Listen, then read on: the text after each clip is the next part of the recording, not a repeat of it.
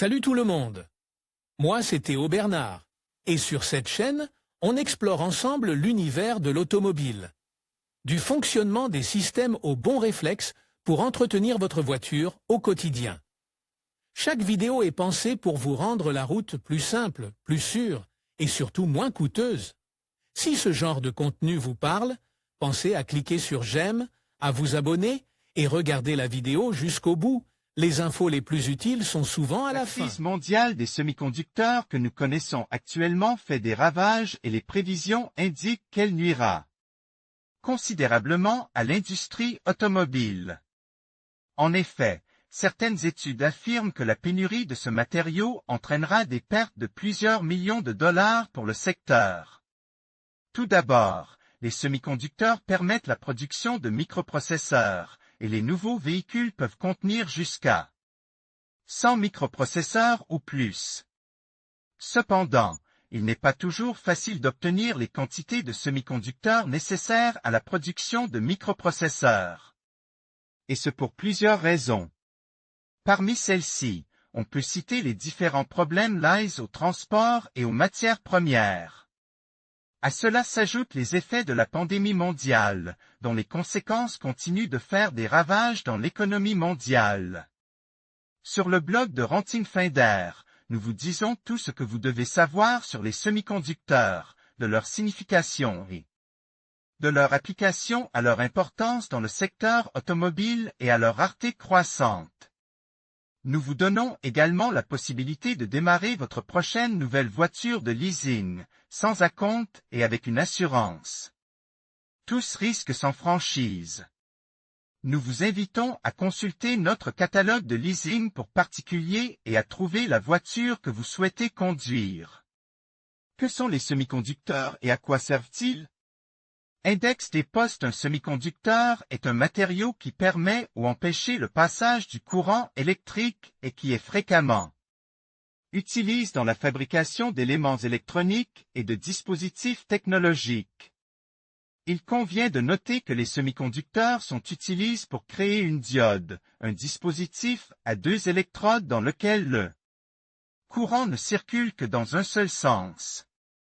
C'est ce type de mécanisme qui est utilisé, par exemple, dans l'éclairage LED. Les principaux composants de l'électronique grand public sont constitués de semi-conducteurs.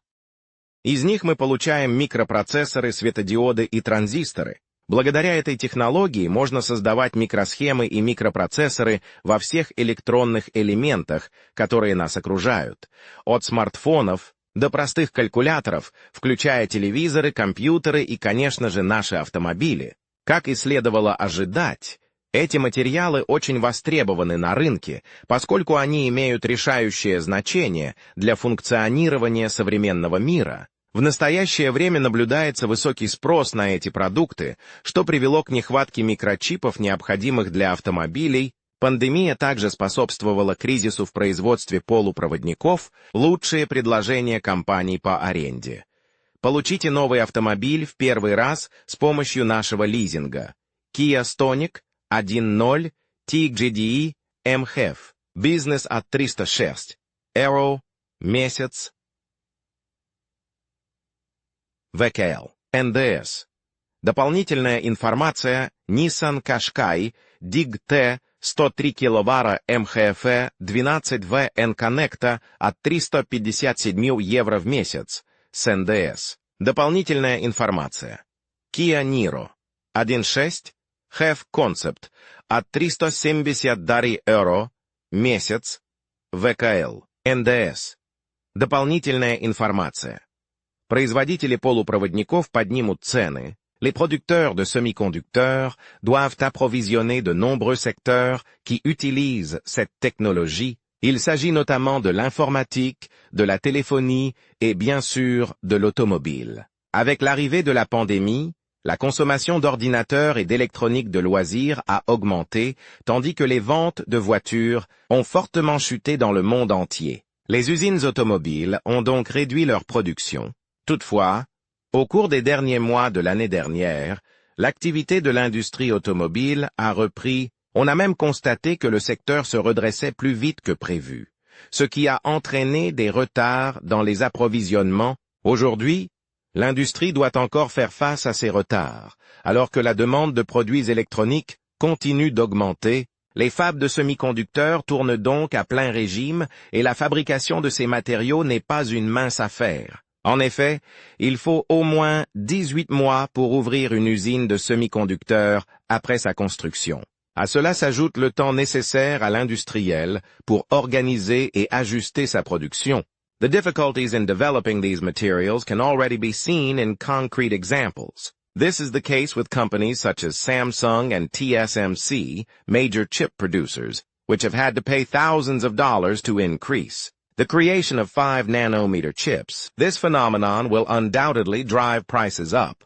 For this reason, the S&P Global Ratings determined that the absence of components, together with the increase in raw material prices, will lead to an increase in the value of new cars. To this should be added the growth in the residual value of used cars. Losses in the billions for car manufacturers. Everything points to substantial losses for the automobile industry. According to a report by Alex Partners, losses will total 92,024 million euros. In addition, it is estimated that global car production will fall to 3.9 million cars. However, some are a bit more optimistic about the future. For example, the consulting firm Bain & Company estimates that losses due to the lack of semiconductors will amount to 50,105 million euros. Il s'agit toutefois d'une somme très importante et la situation actuelle indique que les prévisions d'amélioration ne sont pas si plausibles. D'abord, les prévisions indiquaient que l'offre de semi-conducteurs s'améliorerait au cours du second semestre de cette année, mais maintenant les prévisions indiquent que les améliorations commenceront à partir de 2022. En Espagne, presque toutes les usines ont subi des arrêts de production en raison de la pénurie de semi-conducteurs. L'un des derniers fabricants touchés par cette crise est Volkswagen Navarra, qui a dû approuver un règlement sur l'emploi temporaire qui durera jusqu'au 31 décembre de cette année. Un autre exemple est celui de Seat à Martorell, qui est resté fermé jusqu'au 2 juillet. Comme vous pouvez le constater, la pénurie de puces électroniques restera un problème pour l'industrie automobile. Selon l'ANFAC, cette crise pourrait même se prolonger jusqu'au premier semestre 2022. Ces facteurs ont entraîné une baisse de la production automobile d'E 19% pour la seule Espagne, d'E 22,7% pour la France et d'E 26,7% pour l'Allemagne. Malgré ces mauvaises nouvelles, l'Espagne reste le 8e pays en termes de production automobile, devant une puissance comme le Brésil. En conclusion, la crise des semi-conducteurs a un impact significatif sur l'industrie automobile, entraînant des retards de production et des pertes financières considérables pour de nombreux constructeurs. Alors que la demande pour les véhicules connectés et électriques continue de croître, la pénurie de composants essentiels souligne l'importance d'une chaîne d'approvisionnement robuste et diversifiée. Les fabricants doivent s'adapter rapidement à cette nouvelle réalité pour garantir leur compétitivité sur le marché. L'avenir de l'automobile dépendra de leur capacité à surmonter ces défis et à innover dans un environnement en constante évolution.